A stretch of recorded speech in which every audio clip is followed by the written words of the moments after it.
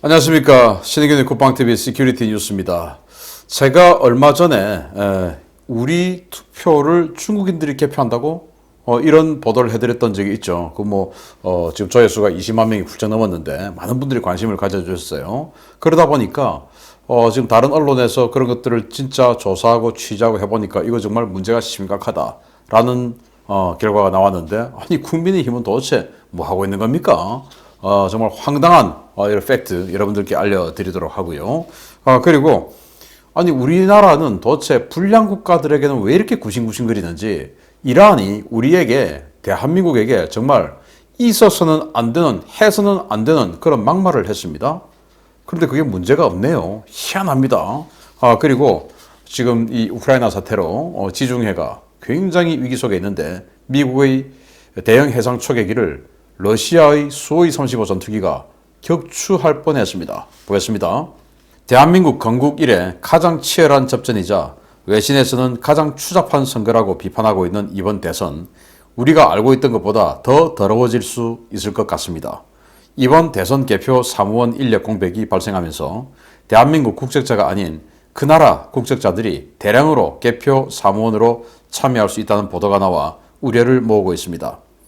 올해 대선 투표 및 개표 사무원은 36만 명의 인력이 필요하며 전체 투개표 사무원 인력의 60% 정도 비중을 차지했던 공무원들이 집단으로 개표 사무를 거부하면서 외국 국적자의 개표 사무원 참여 우려가 커지고 있다고 뉴데일리가 2월 17일 보도했습니다.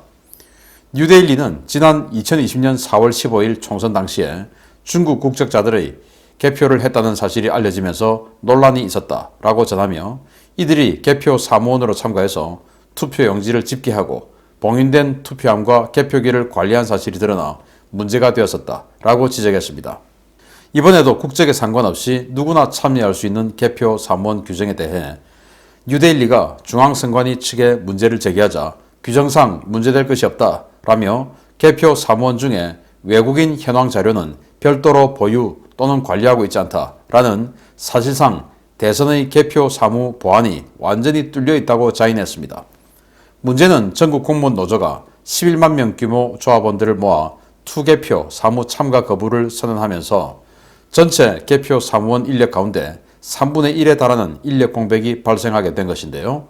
선관위는 각 지역 선관위별로 학교 기관이나 시민단체 등의 협조를 요청해 신원이 확인되지 않은 개표 사무원들이 대거 충당되고 있다고 매체는 전했습니다. 전공로의 개표 보이콧 선언으로 이제 이번 대선은 국적이 어딘지, 무슨 목적과 의도를 가지고 있을지도 모르는 신원 불상자가 표를 개표하고 집계하는 선거가 될 위기에 처했는데요. 이러다가 투표 결과와 개표 결과가 달라지는 끔찍한 상황이 벌어질 것이라는 우려가 커지고 있습니다. 이야, 정말 문제가 아니겠습니까? 18세 이상이면 아무나 된다라는 겁니다. 그리고 통장, 통장하고 사라져버리면 되죠. 그래서 또 지난 4.15 총선과 달리 이번 대선의 차이점은 뭡니까? 코로나 상황이기 때문에 마스크를 써요.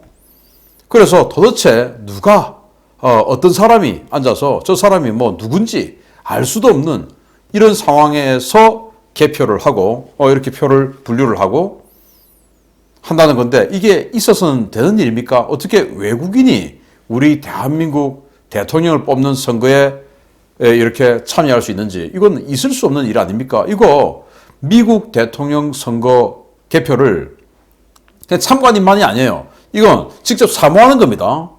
표를 분류하는 거예요. 이 미국 대통령 선거 개표 분류 이런 것들을 이란인이 한다고 쳐보십시오.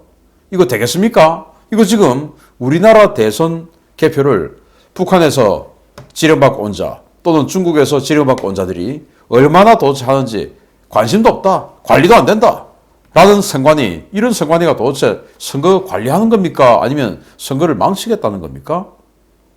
그럼에도 불구하고 지금 이 국민의힘은 우려를 표한다. 아니, 우려만 표하면 됩니까? 그러라고 국회에 뽑아서 보내줬습니까? 아니죠. 대의 정치하라고 우리를 대신해서 우리의 뜻을 대신 표현해 주고 투쟁해 달라고 대의 정치의 일환으로 국회의원을 거기다 보냈는데, 거기에서 자기 지금 앞가림만 하고 얼마나 내가 여기에서 더 열심히 하는 척 하면서 다음 공천 내가 얼마나 보장받고 또 혹시 정권 가져오면 내가 입각하고 이런 거에만 관심이 있는 자들이 많이 있으면 되겠습니까? 뭐 국회의원들 다 그렇다는 거 아니고 왜 이렇게 국민의힘이 우려만 표하고 맙니까? 이건 정말 선거법 빨리 개정해서 이거 외국인들이 대한민국 개표에 참여하지 못하도록 법을 빨리 만들어야 됩니다. 며칠 안 남았지 않습니까? 정말 우려스러운 일이 벌어지고 있는데 아니 이렇게 해서 그냥 뭐 윤석열 후보 표 뭉태기로 버리고 이재명으로 된 이 표 그냥 어디에서 인수한 거 가져와서 탁 집어넣어 버리고 이렇게 할지 그러고 나서 그 사람 사라져 버리고 그런데 그 사람이 한국인인지 중국인인지 알 수도 없고 왜? 관리가 안 된다고 하니까 이런 상황이 벌어질 수 있는데 국민의힘은 우려만 표하고 맙니까? 정말 국민의힘은 우려스럽습니다. 두 번째입니다. 미국과 일본 등 세계를 움직이는 선진국들에게는 목청을 높이는 이 정권은 유독 불량 정권 앞에만 서면 순한 양이 되는 이상한 성향을 보이고 있습니다. 이란이 이 정권에 대해 투지를 한번 보겠다라는 외교적으로 있을 수 없는 하대를 하고 나와 논란이 되고 있습니다. 이란 외무부가 한국 정부의 투지를 거론하며 한국 정부의 대미 투쟁과 이란 동결 자금 문제 해결을 요구하고 나서서 논란입니다. 사히드 갑티브자데 이란 외무부 대변인은 현지 시각 2월 16일 홈페이지 논평을 통해서 은행과 석유 전문가로 구성된 이란의 전문가 대표단이 이번 주에 한국 당국자 및 기업과 회담을 했다라고 밝혔는데요. 대변인은 이번 기회를 한국 내 이란 자산의 불법 동결 해제 필요성을 강조하는 데 활용했다라고 말했습니다. 이란 측은 한국을 상대로 한 석유와 가스 콘덴세이트 수출 문제 그리고 한국 기업의 이란 경제 프로젝트 투자 문제 등을 이야기했으며 이번 회의 결과는 양국의 차이를 풀고 관계를 정상으로 회복하려는 한국 정부의 진지함과 투지를 시험하는 역할을 할 것이다 라는 표현을 들고 나왔습니다. 이는 이란이 한국에게 국제 제재를 무릅쓰고 이란의 자원과 공산품을 수입하고 동결 자금을 해제해서 이란에 반환하며 이란에 대한 경제 협력과 투자를 하라는 요구를 한국의 진지함과 투지를 시험해 보겠다라는 표현으로 들고 나온 것이어서 일반적인 외교 관계에서는 상상할 수 없는 갑질이라는 비판이 일고 있습니다. 이에 대해 한국 외교부는 한국 이란 간 금융 및 석유 제품 관련 사안을 논의하기 위한 실무회의가 개최됐다라며 포괄적 핵협상이 타결되어 대이란 제재가 해제되었을 경우를 대비해서 미리 실무적 준비를 하고 있다라는 입장을 내놨는데요. 도대체 불량 국가들에게 어떤 약점이 잡혔기에 이렇게 끌려다니는 것인지 정권이 바뀌면 대대적인 조사가 필요해 보입니다. 아니 한국의 투지를 시험한다 라는 거예요. 투지란 뭡니까? 싸우는 의지 바로 투지입니다. 누구와 싸웁니까? 미국과 싸우는 거 아닙니까? 왜? 이란에게 돈을 주려면 미국이 독자적으로 시행하고 있는 대이란 제재 여기에 세컨더리 보이콧을 각오하고 투지 미국과 싸워라. 그걸 우리가 시험해 보겠다 라는 거예요. 시험은 누가 합니까? 선생님이 학생에게 하는 게 시험입니다. 이란이 우리 선생님입니까? 이란이 우리 상전입니까? 지금 이 나라는 북한, 중국, 이란 이런 전 세계적인 불량 국가들에게만 굽신거리고 그들을 선생님으로, 그들을 상전으로, 그들을 수령으로 모시고 있는 이상한 행태를 보이고 있습니다. 이게 말이 됩니까? 아니 이런 식으로 한국의 투지를 시험해 보겠다. 그러면은 책상 빡 치고 너 뭐 하는 거야? 라고 과음쳐야 되는 거 아닙니까? 그런데 여기 지금 이 문제에 대해서 우리 외교부 당국자는 지금 포괄적 대이란 제재 지금 혹시 지금 협상하고 있는데 그거 해제되면 즉각적으로 시행하려고 미리 지금 사전 준비 예령 걸어 놓은 거예요. 라는 건데 그렇게 또 빨리 해줘야 할 이유는 또 뭐가 있습니까? 자, 그래서 도대체 왜 이렇게 우리 정부가 이란에게 질질질질 끌려다니고 이렇게 투지를 시험해 보겠다라는 말까지 듣냐? 저는 제가 2년 전에 여러분들께 초승달 네트워크 그래서 우리 이 문정부가 UAE 그리고 뭐 이라크 이 지역에 특사 파견하고 했던 그 내용을 이거 정말 수상하다. 초승달 네트워크라고 여기 자금 세탁하는 이 연결고리들이 있는데 여기에 이란 자금 그래서 북한의 무기, 북한의 불법 자금 이런 것들이 이 초승달 네트워크를 통해서 자금 세탁이 되어서 다시 북한으로 들어갈 수 있다.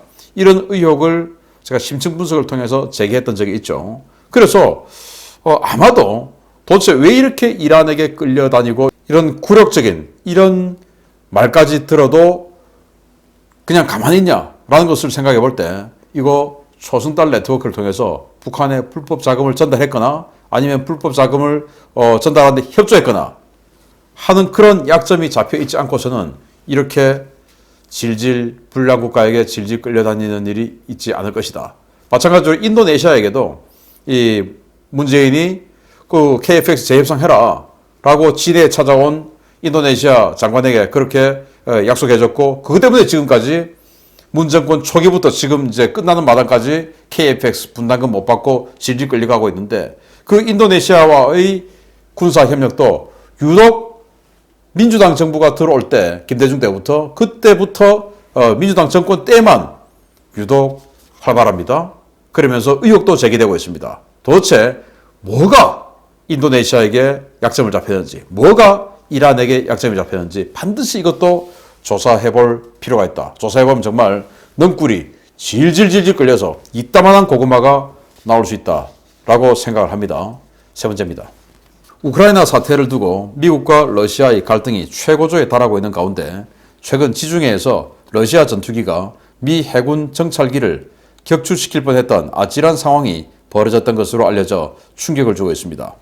미러 갈등과 우발적 충돌에 대한 우려가 점점 더 커지고 있습니다. 지중해 동부의 공해상을 초계하던 미 해군 P-8A 포세이돈 해상 초계기에 러시아 수호이 35S 전투기가 접근해서 무려 1.5m 거리까지 접근하며 충돌 위협을 가했다고 월스트리트 저널이 미 국방부 관계자를 인용해서 현지 시각 2월 16일 보도했습니다. 이번 사건은 지난 11일에서 12일 사이 키프러스와 시리아 사이의 국제 공역에서 발생했는데요.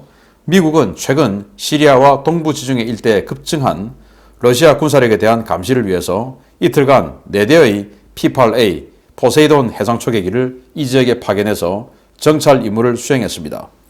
현재 러시아는 2인자인 세르게이 쇼이구 국방장관이 흐메이민 공군기지에서 직접 작전 지휘를 맡아 동부 지중해 일대에서 투플레프 22M3 백파이어 초음속 폭격기와 미그 31K 고고도 요격기 등 항공기 30여 대와 15척의 전투함을 투입해서 미 항모 전단 사냥 훈련을 실시하고 있습니다. 이런 가운데 러시아는 미군 초계기가 접근하자 전투기를 띄워 대응했고 미군 초계기를 초계 공역에서 퇴거시키기 위해서 초근접 기동을 실시해 두 기체가 충돌할 뻔한 아찔한 상황을 연출했습니다. 미국은 러시아의 이 위협 기동이 있은 지 사흘 후인 2월 15일 B-52H 전략폭격기를 띄워서 동부 지중해에 있는 러시아의 아드미럴 유스티노프 전단과 바르야그 순양함 전단 상공과 시리아 앞바다를 도는 응징성 도발에 나섰는데요. 점점 더 고조되는 양측의 군사적 긴장감이 자칫 우발적 충돌로 이어지지 않을지 우려가 커지고 있습니다. 와, 정말 놀랍죠. 지금 우리 한국 해군도 도입 이제 첫 번째 기체가 인도됐으니까 한 이 P-8 포세이돈 해상 초계기인데 이 포세이돈 해상 초계기가 이 그 보잉 737 비행기니까요. 덩치가 뭐 대단히 큰 항공기는 아니지만 꽤 큰 항공기죠. 미단기하고 똑같은 덩치니까. 그런데 사진 한번 보십시오. 러시아 전투기가 이 포세이돈의 엔진 바로 밑에까지 지금 접근을 했는데 이 러시아 전투기 무장을 한번 보시겠습니다. 아처 열추적 미사일, 그리고 알라모, 그리고 아더. 완전히 뭐 러시아 전투기에 달 수 있는 공대공 무장을 종류대로 지금 다 달고 나왔네요. 이렇게 해서 6발의 공대공 미사일을 장착하고 날아온 수호이 35.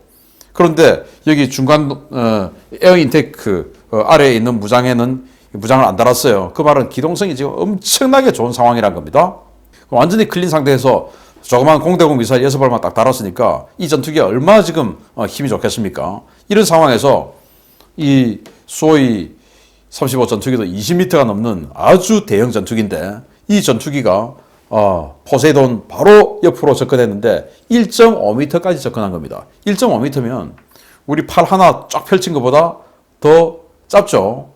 팔 하나 쫙 펼치면 이걸 리치라고 하는데 이게 주로 이제 사람의 키하고 비슷한 길이가 됩니다. 그러니까 제가 170cm가 넘으니까 이렇게 팔 딱 펼치면 1.5m 넘죠. 이렇게 팔 하나 펼친 것보다 더 짧은 거리로 이 20m가 넘는 이런 전투기가 30m가 넘는 여객기의 덩치의 초계기에 접근했다. 이러다가 순간적으로 어떤 일이 벌어질지 아무도 알 수 없는 겁니다. 그런데 이런 식으로 위협을 하고 또 이 일이 벌어지기 거의 한 일주일 전에 시리아 상공에서 미국의 F-15E 스트라이크 이글 제가 오늘 아침에 군사 TV를 통해서 보여드렸었죠. 그 스트라이크 이글 전투기 폭격 임무에 들어갔는데 그걸 또 수호이 30 전투기 2대가 들어가서 완전히 꼬리를 물고 격추하는 그런 모양새를 취하고 여기서 기관포 그냥 당기면 그냥 죽는 겁니다. 그래서 여기는 공대공 무장을 워낙 많이 했기 때문에 피해서 이제 이탈해서 왔고 그래서 F-15E 스트라이크 이글 전투기 격추시키는 모양새까지 취했다가 보내줬고 그리고 그 다음 주에는 포세이돈 해상 초계기를 이렇게 격추시킬 뻔하고 그러니까 미국이 완전히 열이 뻗쳐가지고 영국에 있던 B-52 폭격기를 지중해를 크게 돌아서 이베리아 반도를 돌아서 지중해로 들어와서 러시아의 순양함 전단이죠. 그 순양함 전단 머리로 쫙 지나가고 또다시 바레아그 순양함 전단 머리로 팍 지나가고 그리고 시리아 상공으로 갔다가 돌아오는 이런 위협 패턴을 취했는데 이 상대 군함의 머리로 똑바로 날아오는 건 대함 공격 패턴으로 인식을 하고 반격탄을 날릴 수가 있습니다. 그런 위험성을 감수하고도 B-52 폭격기가 그래 나를 한번 공격해봐라 하고 이런 식으로 완전히 그냥 정중간으로 머리 위로 날아가는 이런 비행 패턴을 취했는데 이러다가 정말 어떤 뭔가 불안함을 조금 더 느낀 측에서 버튼 누르면 격추되는 겁니다. 격추되면 이 정도 전략 폭격기, 이 정도 전략적인 해상 초계기 이런 것들이 격추되면 이거는 정말 말로는 해결이 안 되는 그런 장면이 나오죠. 세계대전으로 촉발될 수 있는 엄청난 일인데 이렇게 20m가 넘는 전투기를 가지고 1.5m까지 접근하는 이런 위협 패턴 이건 정말 러시아가 이성을 좀 찾아야 될 필요가 있다. 미국을 정말 조롱하는 건데 미국은 도대체 언제까지 참을 것인지 한번 지켜보겠고요. 아무튼 이 우크라이나 제가 또 내일 아침에 데일리 디펜스를 통해서 이 우크라이나 사태가 또 어떻게 지금 번지고 있고 미국은 여기에서 더 완전히 또 빡쳐가지고 다시 또 대응을 하고 있는데 이런 것들이 어떻게 진행될지 또 한번 예상을 해드리도록 하겠습니다. 한국 대선 아주 중요하지만 이런 국제정세도 우리가 알고 있는 게 좋겠다라는 생각으로 제가 계속 여러분들께 우크라이나 상황 분석해드리도록 하겠습니다. 마치겠습니다. 감사합니다.